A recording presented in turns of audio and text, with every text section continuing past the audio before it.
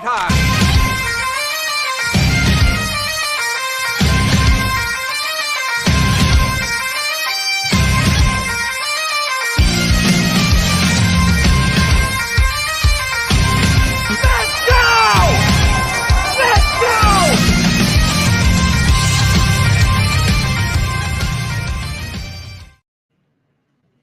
Yo, yo, yo, what is going on, Patriots Nation?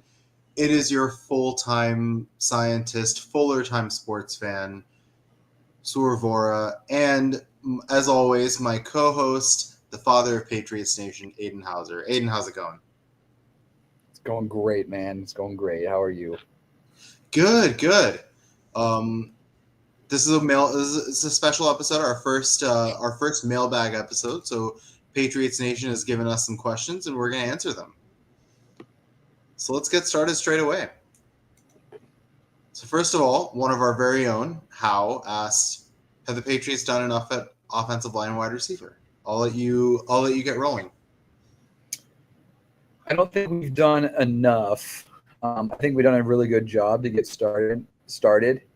But I mean, there's still a lot of work to be done. Diggs is a question mark. It's not like we have a Brian Thomas Jr. or Malik Neighbors. Like, Diggs is clearly the best receiver we have. But I mean, whether he'll be a superstar like he was years ago, or if he's just kind of past his prime, that is yet to be seen. So it's like, even if he's past his prime, he's still our best. So I don't know. I think there's a lot of question marks. I still think there's a lot to be done yet. I think we've done a good job and we're at a good starting point, but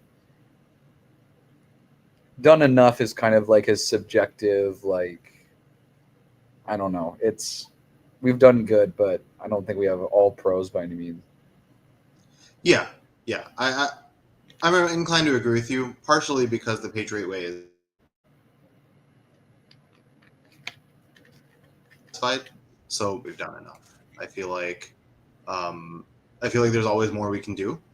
But I feel like given our situation, given the cap space we have, I think we did as much as we realistically could have. So I'm generally happy with what we did. I think we got a really strong veteran in Diggs. I think we got a nice experienced piece in Matt Collins, and then we have plenty of talent in the receiver room, and I think we did a good job picking Kyle Williams. So I think it's a good start. I think I want us to attack the position again in the offseason and see what we can do. But yeah, I think this was a good start. I think this is enough. This is at least enough to open up new inroads into the offense. It's enough to be like, oh wow, like it's enough to be excited about, I think. Yeah, I agree. I think it's going to be a much more watchable brand of football. And as far as the offensive line is concerned, I'll go first and I'll ping pong it back to you. I think, again, similar situation. I think we were in such a big hole, offensive line wise, that we did what we could to crawl out of it. We got a solid right tackle, a really promising left tackle in the draft, couple new centers, and some guard help. And with the players that we have, I think that's enough to have a functional offensive line. I think we still don't know what's going on with Cole Strange. We still don't know what's going on with, it's too early to tell on Leighton Robinson and Caden Wallace and some of these other complementary pieces. But I think, especially with Nwenu going back to guard where he's most comfortable, I think we are definitely getting stronger in a lot of different positions. Mm-hmm. Yeah, I think ideally, I think it would have been nice if we spent a little more in free agency on the offensive line. But I mean, with what we did, like Morgan Moses is a good addition, and Garrett Bradbury also. So I can't complain. Obviously, it would have been nice to get like one of the big name guys, but they were obviously signed to bigger deals. And we're treated like top players, so it makes sense that we didn't drop I don't know. Absolutely. And I think, remember that the reference point is last season where they were, and honestly, a few seasons in a row where there have just been gaping holes on both edges and inconsistency at guard, and so it's just been bad throughout. I think we not only have a competent enough first unit offensive line and depth at some positions, which is more than we've had in a long time. And I think we have an offensive line coach in Doug Marrone to bring a lot out of these people. So yeah, Right. never satisfied, Patriot way, but as good as we reasonably could have done this offseason, I would say. Right. Yeah. In one year, Right. like we did a really good job. So Shane asks, basically, that Vrabel has had a kind of inconsistent record against the Bills. There's some big highs, some big lows. Can the Patriots beat the Bills this season, and will they win the division?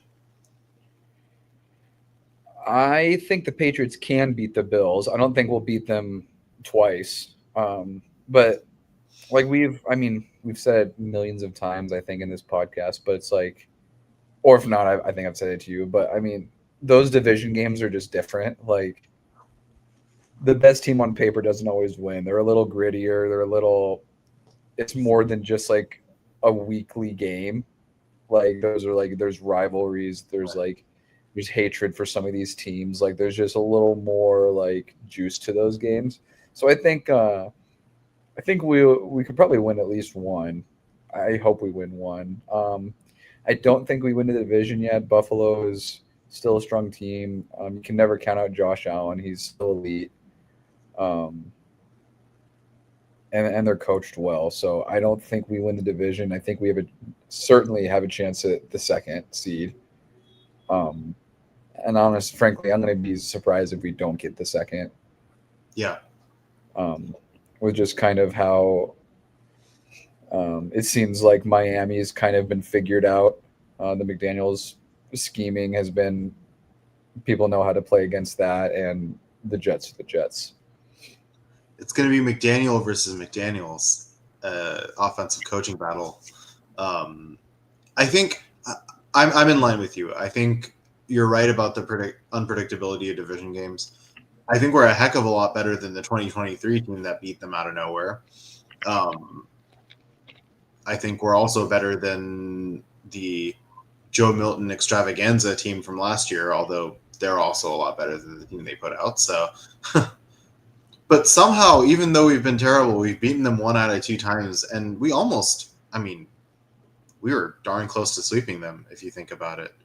Last year, we were in with a chance in that first Bills game, even though we were really, really bad. I think we have the pieces on defense to make life difficult for Josh Allen, but I also know that he's quick. He can evade anybody on our team. Historically, the Patriots haven't done too well with running quarterbacks, but this is a completely different defense. It's a completely different scheme. Vrabel has beaten the Bills a couple times, and so I would put I would say if you were to simulate this season 100 times, would probably beat them 0.75 times out of 2 on average. So I think the odds are we're probably going to win one of those games. I would be shocked if we win 2. And I don't think it's completely out of the question for us to win the division, but I think it's less than probable. I think the Bills are just too good. Yeah, I mean, like he asked, will they win the division? If I were to put my life on it, I'd say probably no. No, absolutely not. I would like us to win the division, especially because the Bills are only a few seasons away from threatening our streak, or our what is it, 10 years in a row, I think is our streak Of making the playoffs? No, of winning division. Oh. They're starting to creep up on it. They're still a ways away, but it was only 10 years. I mean, 10 years is a long time, but I thought it would be a lot more. It got broken up by that. It got broken up by the Matt Castle year. Oh, and even then, it was barely. I think we won 9 games that year. Yeah. Yeah, we almost made the playoffs. No, we won 10. Did we? Yeah. We were like one of the, no, I think we won 11. We were one of like the first teams to ever miss the playoffs going 11-5 or something like that. Ah, yeah.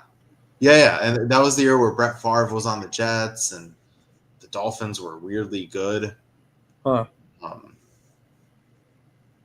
But yeah, 11 and yeah, the one year we don't win the division in the Brady dynasty, we still go 11-5. And also there was no Brady that year. Yeah. Yeah. Footnote for that season. I think that's a good testament to Bill Belichick's coaching ability, though. We went for all people say about his performance without Brady. We went 11-5 with Matt Castle. We made Matt Castle look like a good quarterback, which is a crazy thing to say. Did you know that this is interesting, but he never started a game in college? Yeah. And as it turns out, he probably shouldn't have ever started a game in the NFL. Yeah, right. But yeah, I think that's kind of the tail of the tape with this. I really want us to win the division. I think we're a year away. Yeah. I think if I were to bet, I think next year we're gonna win the division. We still have some cap space to work with. We will have a full off season. We'll have another off season under Vrabel and more time to get acquainted. Josh Allen will be getting a year older. I'm definitely starting to wishful think, but like maybe he'll slow down a little bit, please. And I think next year, I do think next year we're going to win the division. I don't think we're going to win it this year. I don't think it's out of the. I don't think us having like a Texans or like a Commanders pop from like zero relevance to relevance is out of the equation. Right?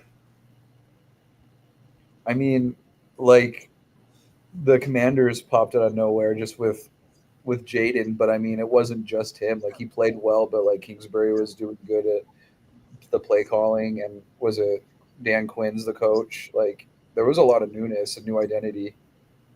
The offseason has kind of felt a little bit like those off seasons from the Texans and the Commanders. Yeah. And give me a second as I hit the lights so that I'm not so deep and dark. But while I do that, we'll take a stab at this question. Will Ramondre be a cap casualty by the time the offseason ends? I'd say I don't know. That's tough. What'll he be making? I think he's probably at the end of his rookie contract, right? Yeah, but didn't they sign to a big extension? Yeah. Stevenson contract. 4-year, $36 million. I mean, it's a high value. It's not insane. $17 million guaranteed. Yeah, was that 9 a year? Yeah. I mean, that's not horrible. I don't know. I don't know if he'll be necessarily a casualty. I don't know if they'll want to be paying it, but it's not like like he's making an absurd amount. It's not like I don't know. I don't know even how to really answer that. I think. Yeah. Well, I think so. A cap casualty is someone that's traded because of or let go because of cap concerns. I don't think he's going to get there. No, because I don't think he's making enough for it to be really a cap casualty. But I mean, I think Vrabel played it well of taking Henderson, of just like, okay, like we got this young guy with some juice, so it's like Ramondre is coming. Well, I guess it is in the end of his contract, but it's like there's always that next man up. Like you still got to get guys, good players. Like if it doesn't work out, okay, we'll trade or cut him, and like we got another guy. And if it does work out, it's like we got 2 really good running backs. But I mean, I think I don't know if he'll be a cap casualty. I think if as long as he cleans up that fumbling, I think he'll be fine. I certainly think it does up the ante a little bit on Ramondre. Like it puts a little bit of pressure on him that he's got to produce. But Ramondre functions best in a platoon. We saw that when he was splitting reps with Damian Harris, and the same thing is true of Trevion Henderson based on his performance in college. And so, honestly, I think these two are going to complement each other nicely. And then you add Gibson into the mix; it'll be a nice. I think it'll be a nice trio. I don't know if JaMychal Hasty is still on the roster, but I don't expect him to. I don't expect him to make the roster if he's still a Patriot currently. I haven't heard that name called in this offseason. Yeah, and another thing is Ramondre is not like an explosive player. So I think the fact that we'll have some explosive players will hopefully open it up a little bit for him as he just kind of grinds out some of those, I don't know, hard fought 4 yards or something like. Yeah.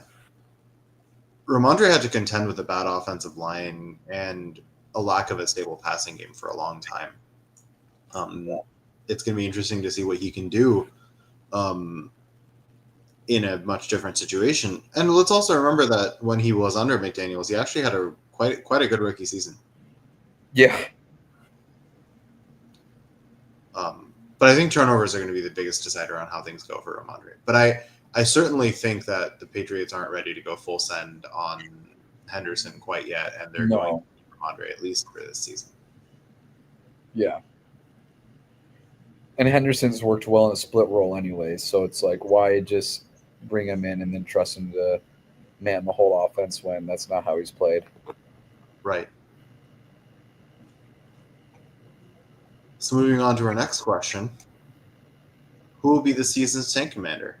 We've someone that's clearly familiar with our podcast because this is our favorite thing to talk about. First of all, let's recognize the man himself, the ultimate tank commander, Chad Ryland. Thank you for breaking it. Thank you. But who will be this season's tank commander? And I think there's an obvious answer to this. Is there? I think there's an obvious answer. Who do you think it is? We're not going to have one. We're not tanking this season. Okay. That's the answer. I was going to say Jalen Polk, but I hope not. I hope not too. He may be terrible, but we're not tanking this season. We're making the playoffs. At the very least, we're putting up a good fight for it. Yeah. We've done too much this offseason to even think about tanking. Yeah. But if I was a betting man, I'd say Jalen Polk. Although, I mean, I think we have the receivers to leave him off the roster if need be. Which would be wild, but it would be wild to leave a second. Cutting a second-round pick a year later. But honestly, like if we look in hindsight, like I would have preferred that we left off Tyquan Thornton from the roster earlier. I wish we had given up on him sooner. We wasted a lot of time and a roster spot every year trying to get things to work for him. It's the opportunity cost or the sunken cost fallacy or whatever. Like, we spent a second on him. Yeah. It's like, all right, yeah, well, he sucks, so get him out of here. It's not the first time that we've had a second or third round pick not measure up to it. I mean, I wish we had given up on N'Keal Harry sooner. I wish we had given up on Aaron Dobson sooner. Fond memories. Fond. Let's move on to our next question. What was your favorite day 2 and day 3 pick of the draft? I loved the Kyle Williams pick. I still love it. That's probably my favorite. I had buddies who were texting me and they're like, "All right, like who are you hoping for like today?" And it was after day 1, and I was like, honestly, like some of these second to third round receivers are like some of my favorite players. And the 3 guys I think I named were I named Higgins, Noel, and it was Kyle Williams. I'm like, those are the 3 guys that like I'm looking at in this range. And then Kyle Williams fell to us, and I was like so excited. Yeah. Yeah, that's absolutely up there for me. My I'm gonna favor the Jared Wilson pick though. That's my favorite. That was probably my favorite pick of the entire draft. Getting the best center in the entire draft in the third round. Um, and before I go further with this, I do want to give a nod to David Andrews, who announced his retirement recently. Great Patriot, great player, great character. Really glad that we got to have him on the team. Mm-hmm. I think at best, Garrett Bradbury is a stopgap. And I would not be surprised with good enough of a training camp if we see Jared Wilson sooner than later. I think Bradbury will be generally solid. He'll be fine. Does he have positional versatility? Can he play guard? Wilson or Bradbury? Or I guess either or.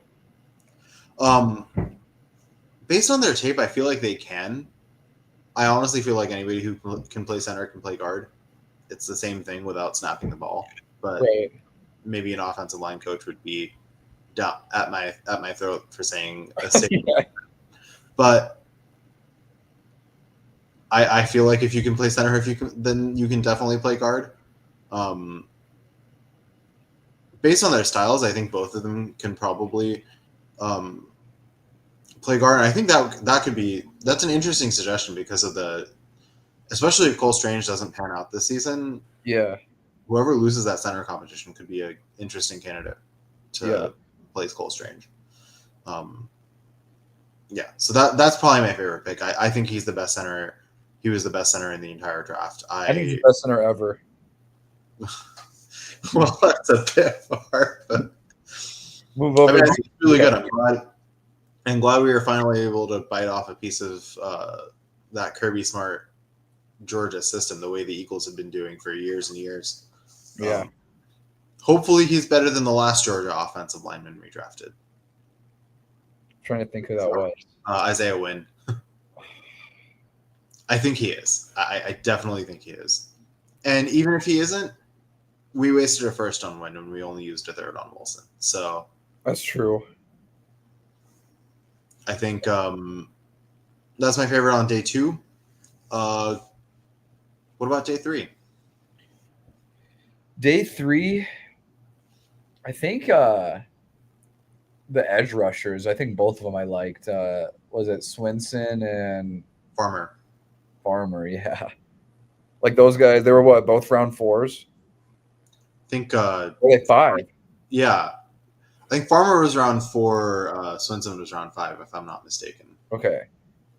I don't know. Both of those, I was like, all right, like we got some dogs who like people University were like, I have no idea why these guys fell this far.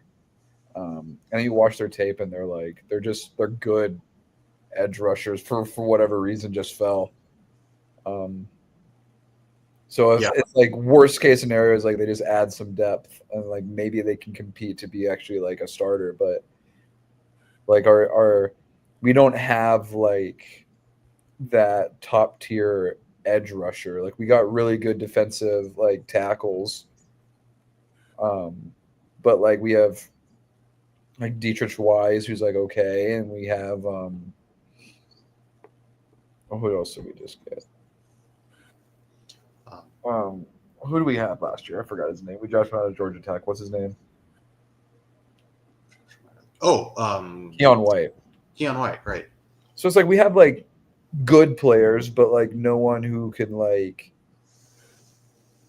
I don't know. It's just an interesting pick of just like, okay, these guys fell, but like they actually are clearly talented. Can they develop into something? Yeah.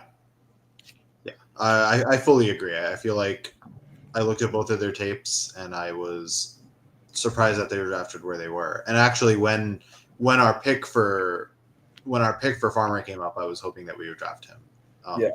I didn't actually know much about Braden Swinson, and I was pleasantly surprised when I saw his tape. But Farmer, I had my eyes on for that pick. I think both of them will be really promising. I think for me, it's got to be Julian Ashby. I feel like long snapper legend. You know, we've got our replacement for Joe Cardona to really complete the iconic trio of Ashby, Borregales, and Bryce Behringer, of course. Apparently, Borregales has been killing it in training camp so far. He's, or not training camp, OTAs. Apparently, he's been kicking quite a bit better than John Parker Roma, who is the guy he's competing with. Who? Like, we don't even know who this guy is. Yeah. I'm glad I picked him. That was like the consensus top kicker. Like, I didn't hear about anybody else other than Borregales. Yeah. Although we did technically get the consensus top kicker. We don't need to go. Again, he opened up a lot of doors for us. He did. So Chad Ryland contributed a lot to the franchise, actually. But this time we got the consensus top kicker in the 6th round instead of the 4th. Yeah. I feel like they're just going to be better if you're not wasting a ridiculous pick on them. And it could always be worse. We could have done the whole Roberto Aguayo in the 2nd.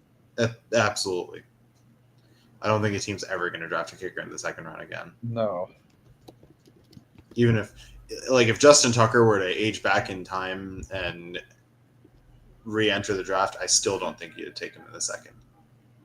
Yeah, maybe. It is Justin Tucker, but no, I don't think. I'm with you there. It's good, but it's an underratedly important position. The Patriots, with the exception of Ryland, have had really good kickers throughout their dynasty, and that's really helped them win some important games. So I do think it matters. But I don't think it matters a whole lot. Here's a fun one asked by our friends ChatGPT. How do you think the Gerard Mayo era is going to go? ChatGPT asked me. ChatGPT with the good questions. I think it's going to go well. No, if I were to put my money on it, I'd say win 3-4 games maybe. Yeah, I think we're going to finish 4-13 with a last-second win against the Bills that cost us the first pick, and then Mayo's probably going to get fired. And if I were his betting man, I think we hire Mike Vrabel is going to be my prediction here. Yeah, great question, ChatGPT. Mike Vrabel. We're gonna draft heavily in the offensive side and hit free agency and probably get like Milton Williams and a couple other players. Yeah. It's always interesting to see what AI has to say about football. Clearly, they're a little behind. Yeah. We have one last question.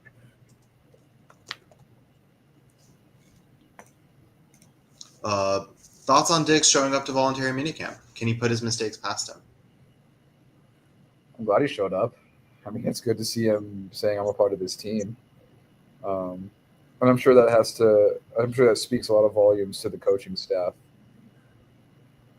I don't know. I'm sure he can. Putting his past mistakes behind him is kind of tough, just considering like we've just seen. We know he's a diva, and we've seen him still do diva-ish things, even just him being a part of this team for just a short time. So I hope the big mistakes he can put behind him and just realize that like this is his job. Like he's a football player. Like he shouldn't be just going out and doing all this dumb stuff that could lose his job. So I'm sure he can. I don't know to what extent will he though. Yeah. My take on this is that I have yet to see one of Diggs' mistakes affect his on-the-field output. Yeah. And as long as he stays out of like actual trouble, he can have all the fun he wants if he's going to catch touchdowns for us and help us beat the Bills and help us get to the playoffs. Mm-hmm. We know that he's a commensurate professional on the field. The fact that he's going to voluntary things despite having so much experience is a sign that he does believe in the team and believe in the system that he's joining. I think as long as he can have synergy with McDaniels, as long as he can have synergy with Drake May, can serve as a mentor. I mean, for all I care, he can go to as many parties as he wants as long as he's catching touchdowns on Sundays. I mean, we all know that Gronk liked his fun as well. Right. And it affected his output zero. He's the best tight end of all time. So I know that we're the Patriots, and we're all about do your job. But for me, Diggs' job isn't to have no fun and to just, act completely mature all the time and not make any mistakes. His job is to be a good teammate, be a good presence in the locker room, and catch touchdowns. And I think he's going to agree. Yeah. Yeah, it'll be interesting to see how Vrabel handles him too. Like Mayo is just such like a, I don't know. He almost seemed fake with like his disciplines of like, well, this is the Patriot way. Like he's just being what everyone says he's supposed to be. Whereas I think Vrabel, like, just by his character and personality, like that like he likes to have fun. So I think he gets it. But I think he's more of a time and place kind of guy, and isn't gonna. At least I'd hope not. But I mean, it looks like he's not gonna really do crazy discipline unless it's actually needed. Yeah, no, I fully agree with that. And finally, this question was asked to me, but I'm going to ask it to you as well. Whose jersey are you looking to buy next? Honestly, I found it hilarious when I bought a Bryce Behringer jersey last year. I'm legitimately considering buying a Julian Ashby jersey this year. You'd be like the only person. Yeah, legitimately. I love that. I think that's so funny of just like, that's something I want to do is just start wearing like obscure jerseys. I'm just like walking around with like my Tolly Banta Kane jersey.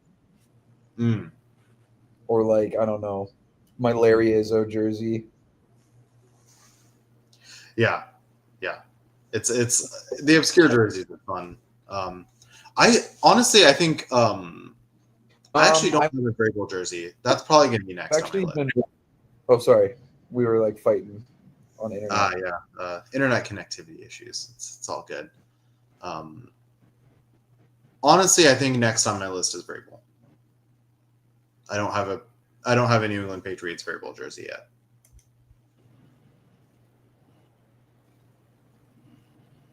I was thinking the same. I've been looking at Vrabel jerseys. I can't find any old ones though. They're all like the new era jerseys, which I don't think I want to get that of a Vrabel jersey, but I'm sure I can find. It's either that. I'm thinking about getting. I could probably get a cheap Gerard Mayo jersey. Yeah. You could probably get one for a couple dollars.